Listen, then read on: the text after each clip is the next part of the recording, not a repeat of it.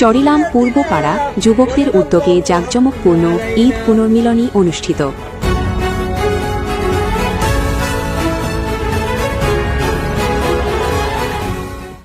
নিজস্ব প্রতিবেদক নূরনগরের বার্তা।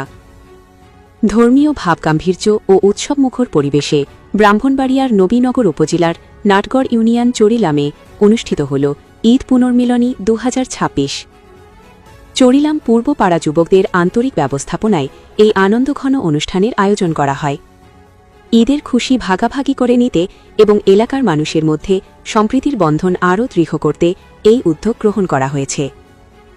কুড়িঘর গ্রামের বিশিষ্ট সমাজসেবক জহিরুল হক জুরু মিয়ার সভাপতিত্বে ও হাফিজুর রহমান স্বপন মেম্বারের পরিচালনায় এতে প্রধান অতিথি হিসেবে উপস্থিত ছিলেন নাটগড় ইউনিয়ন পরিষদের চেয়ারম্যান মোহাম্মদ আক্তার হোসেন। পবিত্র ঈদ উল ফিতরের দিন সন্ধ্যায় আয়োজিত অনুষ্ঠানে এলাকার গণ্যমান্য ব্যক্তিবর্গ, মুরব্বী এবং যুব সমাজের স্বতঃস্ফূর্ত অংশগ্রহণ লক্ষ্য করা যায়। অনুষ্ঠানে যেথায় থাকুক যে যেখানে বাঁধন আছে প্রাণ প্রাণে স্লোগান উপস্থিত সকলের নজর কেড়েছে এবং ভ্রাতৃত্বের এক অনন্য বার্তা ছড়িয়ে দিয়েছে।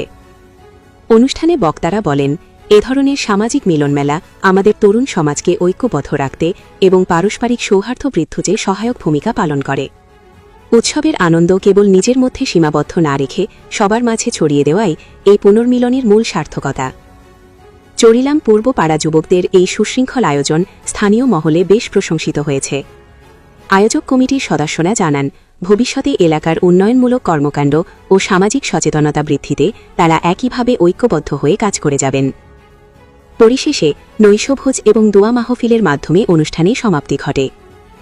এলাকার মানুষের পদচারণায় অনুষ্ঠানস্থল এক টুকরো মিলন মেলায় পরিণত হয়েছিল। এ সময় উপস্থিত ছিলেন খোকন মেম্বার, সিরাজুল ইসলাম, হানিফ সর্দার, মুখলেজুর রহমান, শামীম নেমাজ, জহির চিস্তি, খোরশেদ মাস্টার সহ এলাকার গণ্যমান্য ও সামাজিক ব্যক্তিবর্গ। অনুষ্ঠান শেষে দেশ ও জাতির কল্যাণ কামনা ও চরিলাম গ্রামের সকল কবরবাসীর রুহের মাগফিরাত এবং উম্মতে মোহাম্মদের শান্তি, সমৃদ্ধি ও কল্যাণ কামনায় বিশেষ দোয়া ও মুনাজাত করা হয়।